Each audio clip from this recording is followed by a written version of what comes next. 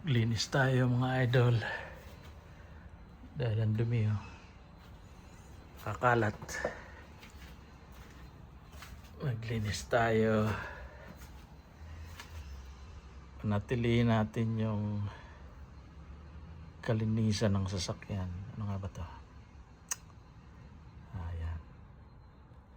Yan. Linis-linis pag may time din mga idol.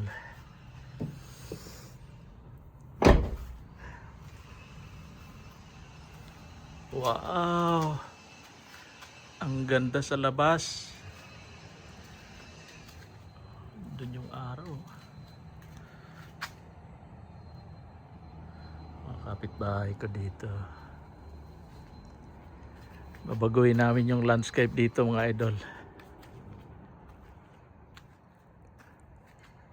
Ang ulap.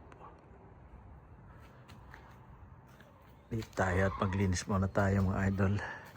Parehas madumi yan.